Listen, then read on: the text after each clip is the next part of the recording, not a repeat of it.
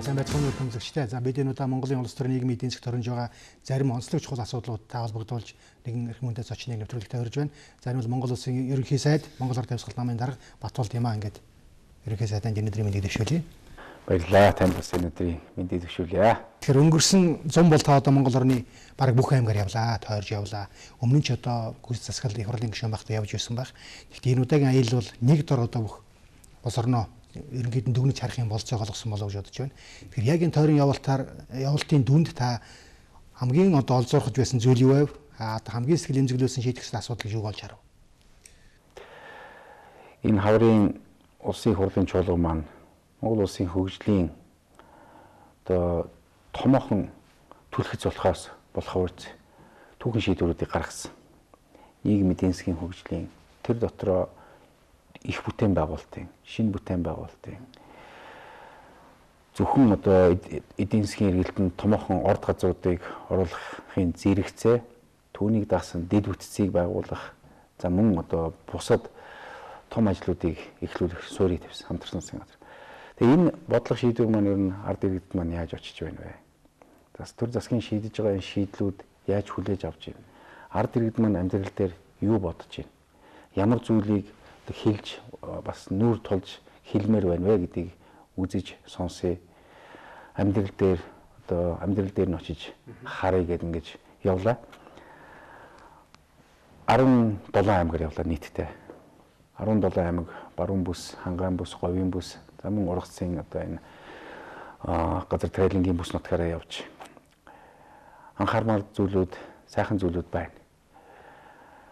Хамгийн гол нь ард иргэд маань одоо хэрвээ төр засаг маань боломжийг гаргаад, зөв бодлого гаргаад, тэр нь ойлгомжтой төр засгийн бодлого нь байх юм бол хүлээж авах, ойлгох, за нөгөө талаас хамтарч ажиллах, амьдралаа өөрсдөө одоо сайжруулах ийм өөдрөг хүсэл эрмэлзэл байна. Энэ бол хамгийн чухал. За одоо ингээд өөр нэг болохоо болчлоо гэдэг юм биш. Хэрвээ бидэнд боломжийг өгвөл бид бас идэвхтэй, хариуцлагатай зүтгэлье гэсэн ийм одоо сан санаачлал бол эрс нэмэгдсэн байна. Миний өмнө явж байсан удаас. Тэнд бүтээлч ажлуудтай ч их танилцлаа. За нөгөө талаасаа ярьж байгаа зүйл бол сайн эмний зэрэгцээ, тэр сайхан сэтгэл байнгын зэрэгцээ амьдрал дээр бол асар их хүлээлт мөн одоо хүсэл дээр нь асуудлууд байна. Тэр асуудлуудын дундаас хамгийн одоо томоор нь тодорхойлж хэлэх юм бол нэг хоёр багц асуудал байна. Эдийн засгийн шударга ёсны хүсэмжлэлийг ард иргэд хүлээж байна. Эдийн засгийн шударга ёс. Энэ дотор бол нэгдүгээрх нь бидний амьдралыг өөдөн татаж өгөөч ээ. Ажилтай болгож өгөөч ээ. Ажлын байртай болгож өгөөч. Ядуурлаас ингэж гарнаа. За хоёрдугаарх нь энэ одоо баялагын хуурилтыг уул уурхай байна уу? Ер нь одоо зээл тусламж байна уу? Жижиг дунд үйлдвэр байна уу? Бүх чиглэлээр энэ хуурилтыг ойлгомжтой ил тод шударга эдийн засгийн хуурилт нэгдүгээр хүсэлт. Хоёрдугаар хүсэлт бол нийгмийн шударга ёсны хүсэмжлэл байна. Тэр нь бол төрийн хууль тогтоомж, жигд үйлчилдэг байх, төрийн үйл ажиллагаа нээлттэй ил тод тунгалаг байх, хууль тэгш байхын зэрэгцээ мөн одоо засаглалын хувьд, хүнд суртлын хувьд, авилгал хээл ахуулын хувьд, архитектурын цогтуурлалтын хувьд, соёл зан заншил хүмүүжлийн хувьд, ёс суртахууны хувьд гэдэг энэ бүх зүйлийг багцлаад ярьж байна. Ерөөсөө нийгмийн шударга ёсыг бий болгооч гэсэн ийм одоо хоёр хүсэлтийг бол төрөөс илүү хүлээж байна. Тэгээ энэ дотроос онцгойлж хэлж байгаа юм бол ажлын байр ядуурлыг болгож өгч. Сүүлийн эндээс бол ямар дүгнэлт би бас засгийн газрын тэргүүний хувьд хийсэн гэхээр бид арчлал зах зээлийн 20 жилд чамгүй амжилт олсон. Улс төрийн энэ одоо шинтгэл дээр олон амжилт оллоо. Дээр нь одоо нийгмийн салбарт бас чамгүй амжилтууд гарсан, эдийн засгийн салбарт гарсан гэсэн хэдий ч гэсэн энэ амжилтууд ялангуяа эдийн засгийн салбарт хангалтгүй байгаа юм байна. Ядуурл буураагүй байна. Ажилгүйчүүдийн тоо буураагүй байна. Гол үзүүлэлт ерөөсөө буураагүй. Бараг нэмэгдсэн 20 жилд. Ерөөсөө энэ тогтмол байгаа. Тэгэхээр энэ асуудлыг бид нар одоо шийдэх хэрэгтэй байна. Төр засаг үндсэн бодиттой ажил руу орох хэрэгтэй байна.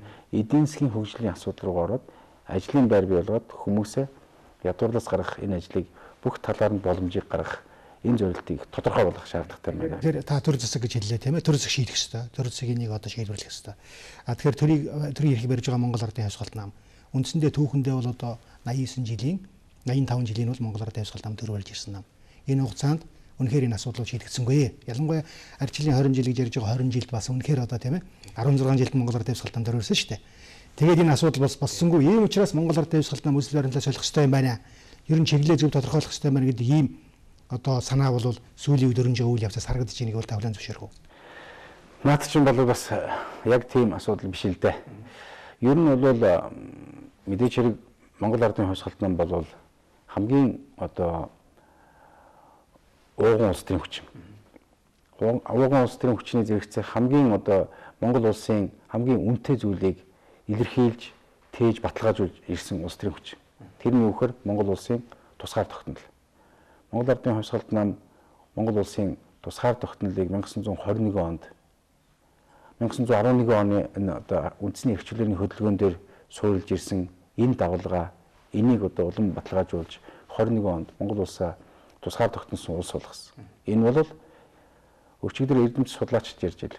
Хэрвээ ийм зохион байгуулалтаа улс төрийн хүчин тэр үед байгаагүй бол магадгүй бид нар тусгаар тогтнолоо олж чадахгүй байсан баха. Хэдийгээр гадны одоо дотны нөлөөллүүд байсан ч гэсэн альва юм бол эзэн хичээвэл заяа хичээнэ гэдэг өөрсдөө хичээх хэрэгтэй. Тэр өөрсдийн хичээл зүтгэл чармаалтыг тэр үеийн Монгол Ардын хувьсгалт намыг үндэслэгч, Монгол Ардын намыг үндэслэгч энэ одоо залуучууд, Жанжин Сүхбаатар тэр хүмүүс зохион байгуулсан. Нэгүгээр хэлэх юм бол бидний амьдралын хамгийн үнэтэй эрхэм зүйлийг Монгол Ардын хувьсгалт нам авч одоо баталгаажуулж ирсэн. 39 онд, 45 онд, 1961 онд Монгол улсыг нэгдсэн үндэсний байгууллагын гишүүн болгосноор энэ тусгаар тогтнол гэдэг үнэтэй зүйлийг баталгаажуулж өгсөн. Тэгэхээр бидэнд бол эхлээд тусгаар тогтнол хэрэгтэй. Альва хүнд эх орон тусгаар тогтнол. Энийний дараа л социализмаар хөгжих үү, арчлаар хөгжих үү, зах зээлийн онол авах уу, энэ бол хоёр дахь чинь. Тэгэхээр энэ хамгийн үнэтэй зүйл бол энэ нам. Энэ нам бий болох. Тэгэхээр энийг бол бид үгүйсгэж бас болохгүй. Алдаа оноо байсныг нь ярьдаг гэхдээ үнд суурь нь л энэ. Тэгэхээр энэ дээр би зөв өөрийн асуулт руу оруулахаар хоёр дахь нь Монгол Ардын хувьсгалт нам энэ одоо тусгаар тогтнол үнд зүйлс уламжлалаа хийж одоо баталгаажуулж ирсний зэрэгцээ шинжилгээг бас хийж ирсэн. Та сая яг хэллээ. Арчлал зах зээлийн 20 жилийн 16 жилийн Монгол Ардын хувьсгалт нам төрийн эрхийг дангаараа эсвэл хамтаараа барьж ирсэн. 8 жилийн яг дангаараа 8 жилд нь үндсэндээ хамтарж ирсэн.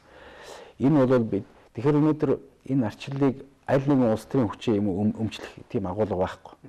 Яг гэвэл 1990 онд болсон энэ өөрчлөлт шинжилтийн уур амьсгал дээр Монгол Ардын хувьсгалт нам өөрөө бас том алхам шийдэл хийсэн. Өөрөө эд засаг төрийн эрхийг барьж исэн энэ улс төрийн хүчин нийгэм бий болсон энэ одоо уур амьсгал, нам дотор бий болсон уур амьсгал мөн одоо арчлалын одоо энэ суурийг тавьж зүтгэж исэн залуучуудыг энэ одоо хүсэл эрмэлзэл, энэ тэмцэл, энэ одоо асуудал хандлагыг хүлээн зөвшөөрөөд өөрсдөө татгалзаж ардын их хурлын анх шинээр зохион байгуулсан. Олон намын тогтолцоотой ардын их хурлын сонгуулийг хийсэн. Энэ сонгуулиар Монгол Ардын хувьсгалт нам 430 гаруй суудлын 380-аад буюу 80% нь авсан. Гисэн хэдий ч гэсэн Монгол Ардын хувьсгалт нам ерөөсөө олон намын тогтолцоотой парламентыг төлөвшүүлэх ажлыг өөрсдөө санаачлаад ингээд хэдийгээр анхны ардын их хурлд олонх байсан ч гэсэн ингэж санаачлаад дэмжиж ингээд 92 оны үндсэн хуулийг хамгийн анхны арчилсан үндсэн хуулийг батлахад түүхэн үр гүйцэтгсэн ийм улс төрийн хүчин. Үүнээс хойш улс орны улс төрийн нийгмийн тэр дотроо эдийн засгийн энэ том өөрчлөлтүүдийг бол энэ намаас салгах ямар ч одоо үндэслэл боломж байхгүй. Яг бол 16 жил энэ намтай мэдээж хэрэг алдаа оноог нь бас салгах боломжгүй. Тэгэхээр өнөөдөр уламжил шинжил хоёрын хослолыг энэ нам тээж яваа. Нөгөө талаас улс төр нийгмийн хариуцлагыг энэ нам тээж яваа. Ололтон байвал энэ намтай холбоотой, алдаа оноо байвал энэ намтай бас холбоотой. Хамгийн сонирхол татж байгаа асуудал бол энэ түүхэн уламжлал Монгол Ардын хувьсгалт намын нийгмийн байгуулсан энэ том гавьяа энэ бүхнийг бол хөндөх гэж байна уу гэдэг юм тийм ээ. Бас үзэл баримтлал өөрсдөө оруулах гэж байна уу гэдэг асуудал бол зарим хүмүүс бас эмзэгэл төрүүлж явах шиг байна, зарим хүмүүс бас гайхал төрүүлж явах шиг байна тийм ээ. Зарим нь бол дэмжиж байгаа мэдээж нэг хэсэг нь. Тэгэхээр Монгол Ардын хувьсгалт намын баг хурал тийм ээ. Тэрэлжийн тунхаглал за тэгээ саяхан болсон Монголын улс төрийн уган хүчин Монгол Ардын хувьсгалт намын улс төрийн үзэл баримтлал гэсэн одоо эрдэмтлийн баг хурал энэ бүхнээс харах юм бол ер нь Монгол Ардын хувьсгалт намын үзэл бодлоо улс төрийнхөө чиглэлийг бас жоо өөрчлөх хэрэгтэй байна гэсэн ийм зүйл ажиглагдаж байгаа. Ялангуяа таны тавьсан илтгэл дээр бол ийм зүйлүүд байхгүй байсан. Тэгэхээр Монгол Ардын хувьсгалт намын үзэл баримтлалыг өөрчлөх ямар шалтгаан байна гэж та хувьдаа бодож байна? Тий, тэгэхээр би бол таны асуудлаас бас арай өөр өнцгөөс нь харж хариулмаар байна л да. Тэгэхээр үзэл баримтлалыг өөрчлөх тухай асуудал ерөөсөө нэг чухал биш байгаа маа.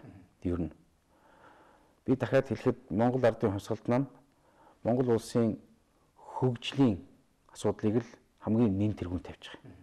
Монголын ард түмний аж амьдрал яаж дээшлэх ёстой вэ гэдэг асуудлыг л хамгийн түрүүнд тавьж байгаа. Монголын улс төр эдийн засаг нийгэм яаж урагшлах ёстой вэ гэдэг асуудлыг л нэгдүгээр тавьж байгаа. Тэгэхээр өнгөрсөн ардын хувьсгалын жилүүдэд болоод өнгөрсөн 20 жилд бид нар тийм түүхэн хариуцлага үүрээд ирсэн. Тэр утгаараа бидний арчлалыг бий болгоход түүхэн хувь нэмэр олсон гэж үзэж байгаа. Өнөөдөр бол тийм утгаараа хамгийн сайн шинжлэгдсэн нам гэж үзэж байгаа. А гэтэл одоо өнөөдөр бид нар дүгнээд 90 оноос 2010 онд дүгнээд ирэхээр энэ 20 жилд түрүүн хэлсэн нийгэм эдийн засгийн хөгжлийн асуудлууд маань орхигдоод байна. Ард түмний аж амьдрал олигтой дээшээ болохгүй байна. Ажлын байр бий болохгүй байна. Хүн суртал энэ одоо төрийн үйл ажиллагаа илүү нээлттэй тодорхой болохгүй байна гэдэг асуудал хөдөө яриад байна шүү дээ. Тэгэхээр бид нар одоо 20 жилд юу болсон юм?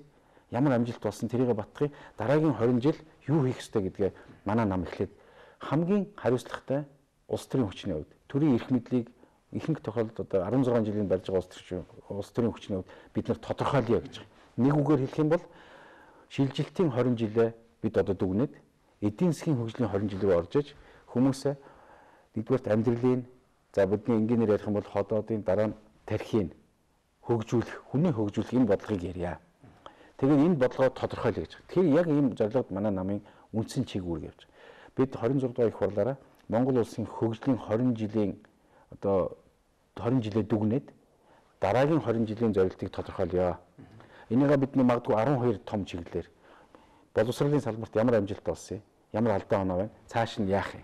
Эрүүл мэндийн салбарт ямар одоо амжилт олсон юм, цааш нь одоо ямар алдаа оноо байна, цааш яах. Яг алдаа оноо яас цааш нь яах гэдэг дээр ямар асуудал байх вэ гэхээр Монгол хүн дээр энэ яаж наалдаж байна. Ямар хүний хөгжлийн индексээр гаргаад энэ Монгол хүн эх орондоо эрүүл чирэг, боловсралтай, бүтээлч, орон сууцтай, ажилтай, тэгээ сайхан тэтгэвртэй байх энэ боломжийг бид нар бүрдүүлэх энэ индексийг гаргая.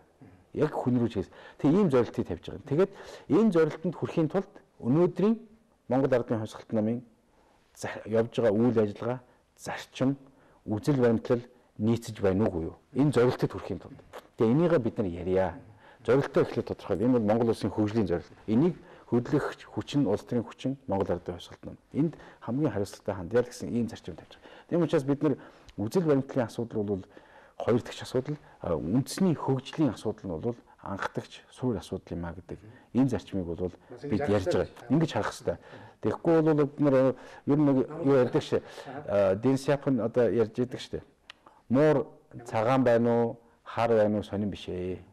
Хулганаар барьдаг байх хэрэгтэй гэж. Монгол ардын хувьсгалт нам ямар үзэл баримтлалтай байхыг өнөөдөр гишүүд сонирхож байгаа ч гэсэн эцсийн дүндээ тэр ажлаа улс орнол хөгжүүлэх ёстой ажлаа яаж хийж ийн гэдэг нь сонир. Монголын нийгмийг